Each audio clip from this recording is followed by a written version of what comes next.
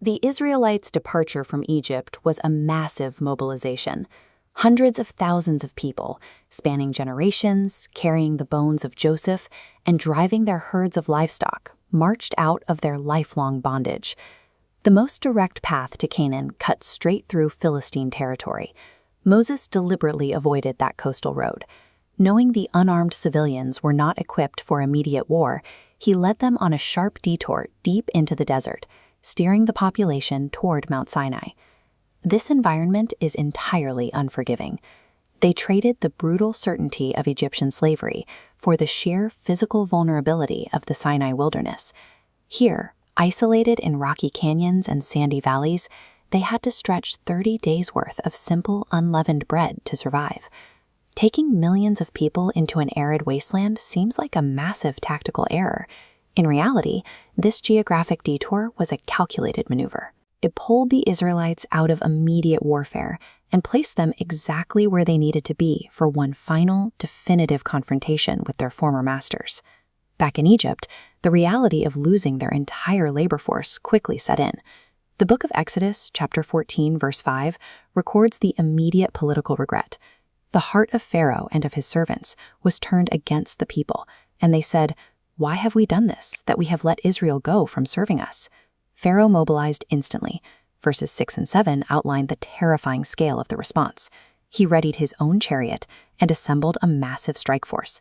This included 600 chosen chariots, all the other chariots in Egypt, armed footmen, and 50,000 horsemen. The Egyptian military machine moved with aggressive speed. Verse 9 details how all the horses and chariots of Pharaoh rapidly closed the distance across the desert terrain, overtaking the vulnerable Israelites while they were encamped by the Red Sea. In a matter of days, the sudden arrival of the world's most powerful military force turned a march of liberation into a desperate, inescapable geographic trap. The geography itself formed a perfect kill box. The Israelites were cornered. Behind them was the encroaching Egyptian army. In front of them, the deep waters of the Red Sea, and on their flanks, impassable, jagged mountain ridges closed off the coast. There was no physical route for escape. Trapped and unarmed, the crowd panicked. They turned their anger entirely on Moses. Exodus chapter 14, verse 11 captures their sarcastic despair. "Because there were no graves in Egypt, hast thou taken us away to die in the wilderness?" According to the historian Flavius Josephus, this incredulity reached a violent climax. The crowd's terror erased any memory of the miracles that freed them, prompting them to hurl stones at Moses while he tried to encourage them. Despite the mob and the threat of violence, Moses did not react with anger. Verse 13 records his unwavering command, "Fear ye not, stand still, and see the salvation of the Lord, which he will shew to you today." This mutiny proves that walking out of Egypt was only the first step. Physical freedom does not automatically forge spiritual faith. The people were out of bondage, but their minds were completely paralyzed by fear. Before any path could be cleared, the Israelites needed a defensive shield. Exodus 14:19 describes the angel of God and the pillar of cloud physically relocating from the front of the camp to the rear. This created a wall of total darkness for the Egyptians, keeping the two armies completely separated through the night. With the pursuit halted, Moses followed his instructions. Verse 21 states that he stretched out his hand over the sea, summoning a massive, sustained east wind that drove the water back for hours. The ocean itself yielded to the wind. The waters physically split apart, carving a wide, entirely dry corridor straight through the seabed. Verse 22 verifies the scale of this passage. The vast multitude of Israelites marched straight into the midst of the sea on dry ground, flanked by towering, protective walls of water on their right and their left. The very geography that had formed their death trap inverted.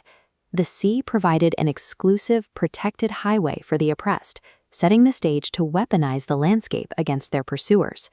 Seeing the Israelites escaping, the Egyptians made a reckless decision. Pharaoh's horses, chariots, and horsemen charged blindly straight into the divided sea. But the corridor was not made for them. God troubled the Egyptian host, stripping the wheels off their heavy chariots and bogging them down in the seabed. Panic finally set in as the soldiers realized the Lord was actively fighting against them. With the Israelites safely across, Moses stretched out his hand one last time.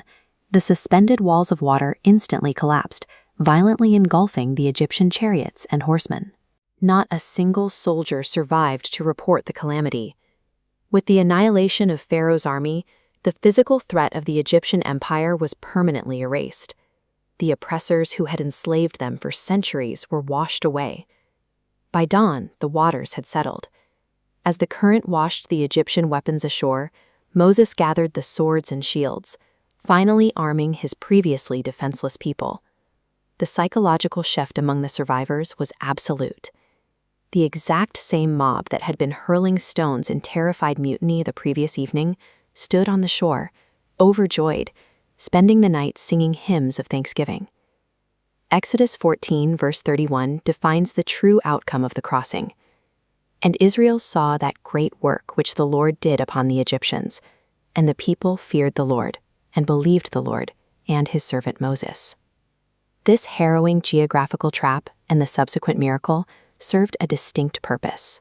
By pushing the Israelites to the absolute edge of destruction and demonstrating undeniable deliverance, the event forged a terrified, broken group of slaves into a unified nation with the faith required to survive the wilderness ahead.